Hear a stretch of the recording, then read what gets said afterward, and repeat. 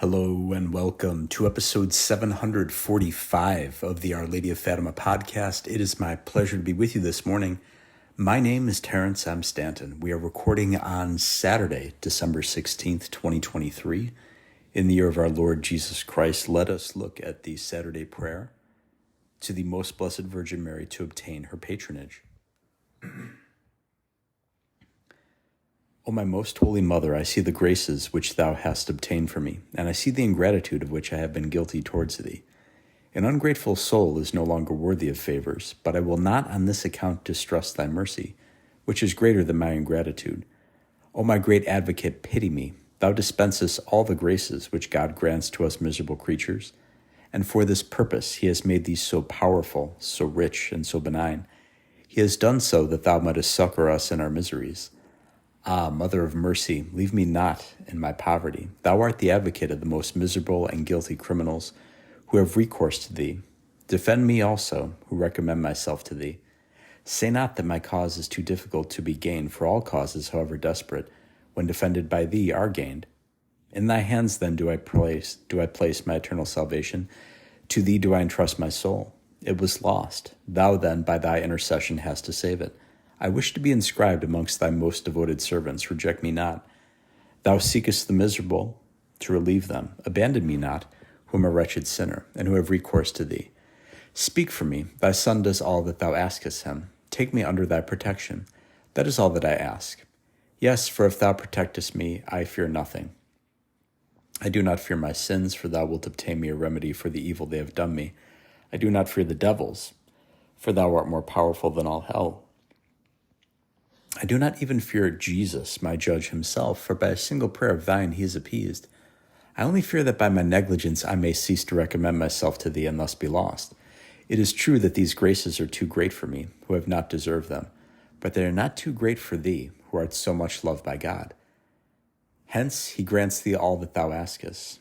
Thou hast only to speak, and he denies thee nothing. Pray then to Jesus for me. Tell him that thou protectest me, and then he is sure to pity me. My mother, in thee do I trust. In this hope I shall live in peace, and in it I wish to die. Live, Jesus our love, and Mary our hope. Today, friends, I'd like to take a look at an article from the November-December 2023 edition of The Angelus, published by the Society of St. Pius X, and billing itself as the voice of traditional Catholicism. The following are some words of the late Archbishop Marcel Lefebvre, a man I think who will one day be proclaimed not only a saint, but a doctor of the Church. This is entitled The Problematic Nature of the Schemata of Vatican II, an excerpt from A Bishop Speaks, the second edition, which was published in 2007, taken from pages 81 through 85.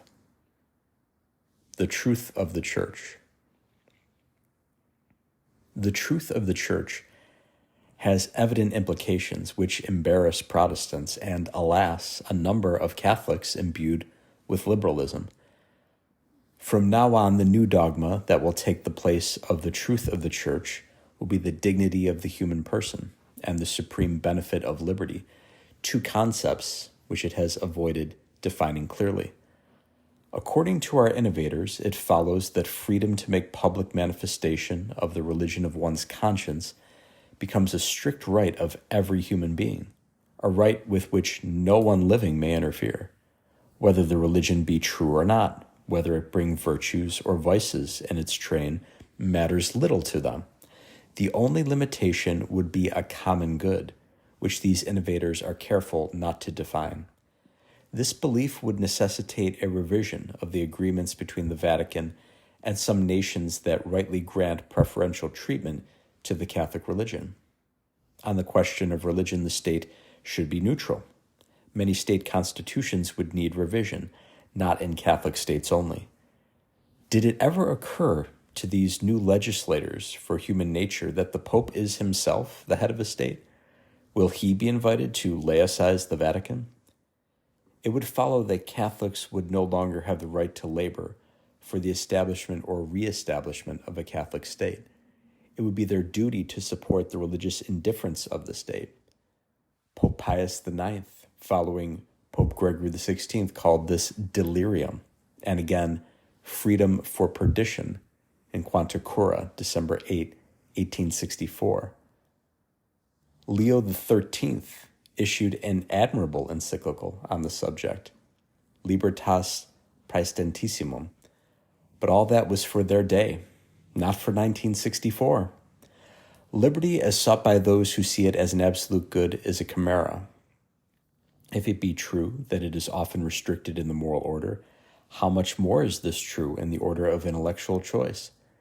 God has wonderfully provided for what our human nature lacks by the families which he has surrounded us, the family which gave us birth and should give us our breeding, the country whose directors should further the normal development of families toward material, moral, and spiritual perfection, the church by our dioceses with the bishops as their father, whose parishes form religious cells, where souls are born into the divine life and nurtured for that life by the sacraments.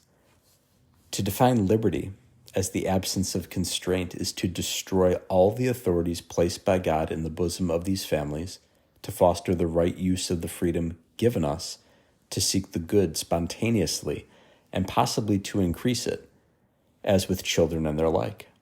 The truth of the Church is the essential reason for its apostolic zeal, its proselytizing, and hence the deep-rooted motive for missionary vocations, priestly and religious vocations which demand generosity, sacrifice, and perseverance in affliction and crosses. This zeal, which would fain set the world on fire, is embarrassing to Protestants. They would like to produce a schema on the Church in the world, carefully avoiding any mention of evangelization. The terrestrial city could be built without any question of priests, of monks or nuns, of the sacraments, of the sacrifice of the Mass, or of Catholic institutions, schools, or the spiritual and corporal works of charity. In this spirit, a schema on missions becomes very difficult to frame. Do the innovators imagine that this is the way to fill seminaries and novitiates? The truth of the Church is still the very raison d'etre for the existence of Catholic schools. The new dogma insinuates that the best thing to do would be to fuse the Catholic with other schools, provided that these observe the natural law. Obviously, there can no longer be any question of brothers or sisters engaging in teaching. And Pope Pius XI's admirable encyclical on the education of youth was for 1929, not for 1964. The social doctrine of the Church. The social doctrine of the Church is another embarrassment to ecumenism. That is why we shall be told that the distribution of property is left to the wisdom of men and the institutions of nations, seeing that no part of the earth and no possessions have been bestowed by God on any individual. Thus, the doctrine, still preached by Pope John XXIII, that private property is a right essential to human nature, would have no basis other than a positive right.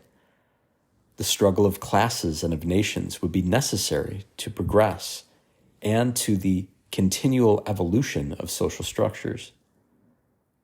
The common weal would be a notion perpetually developing.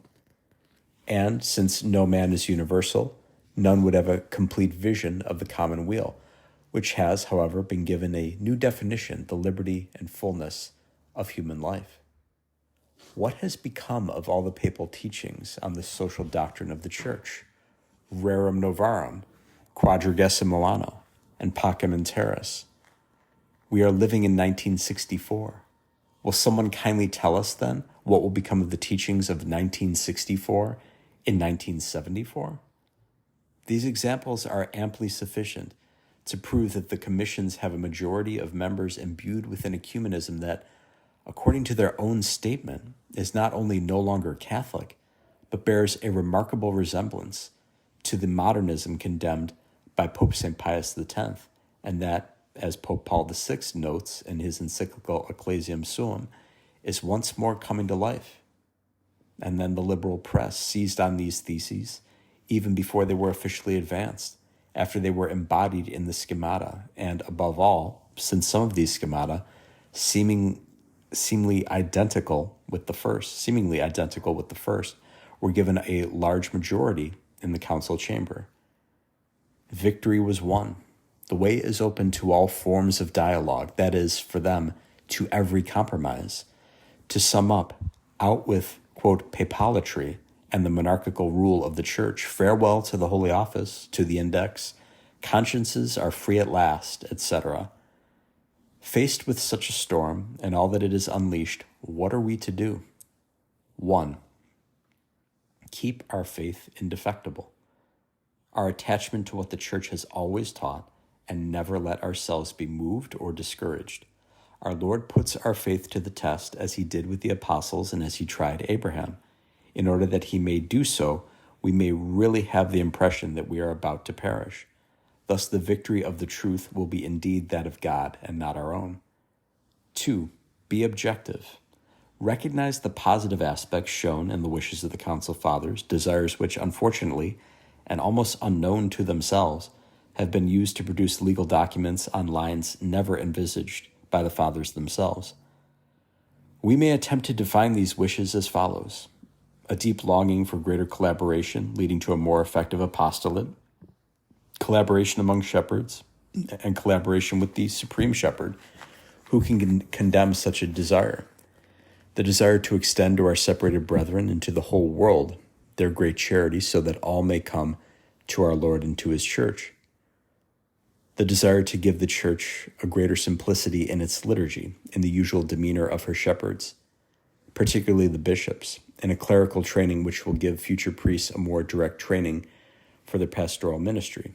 This trend is motivated by the fear of no longer being listened to or understood by the body of the faithful.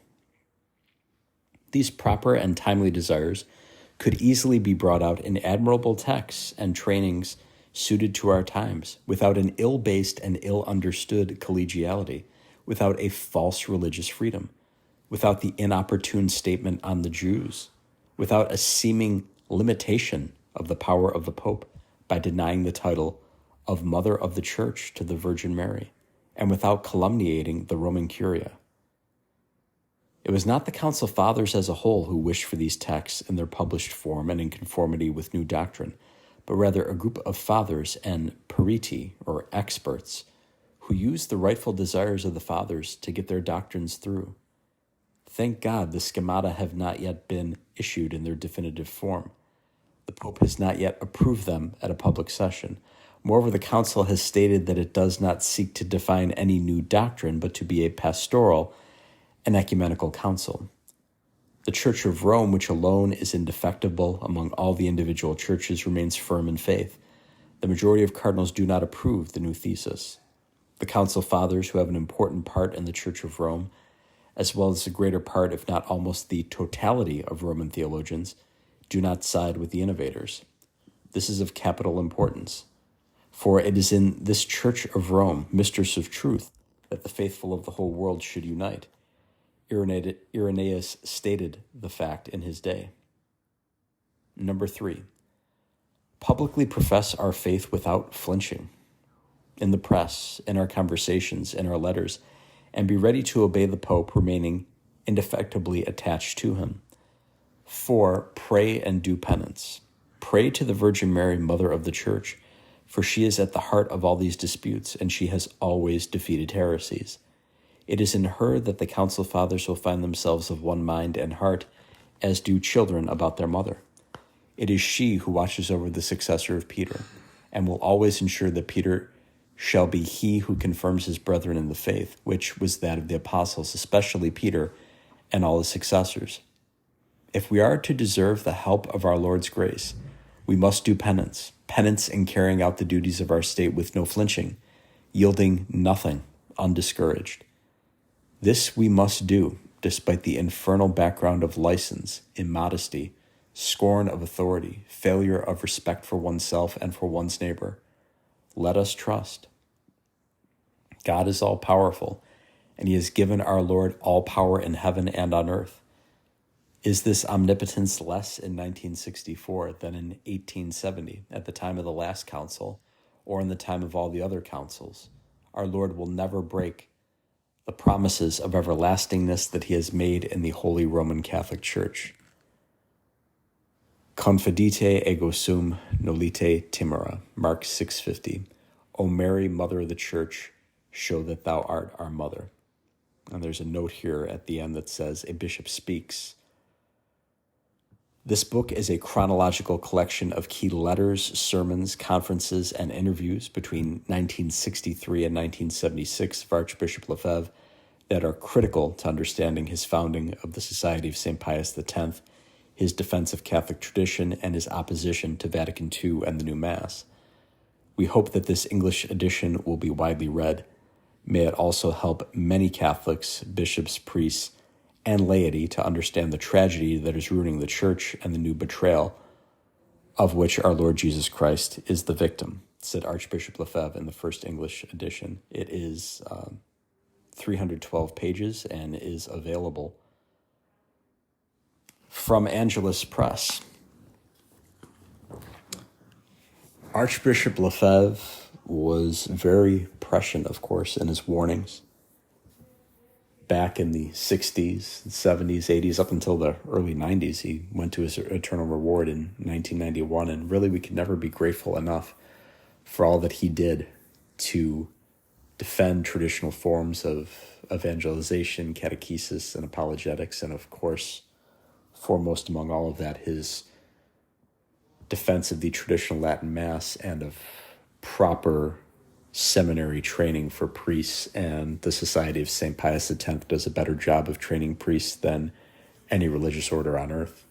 And if you're a young man, or if you know a young man who is interested in becoming a priest, there's one place I recommend you go, and that would be the SSPX.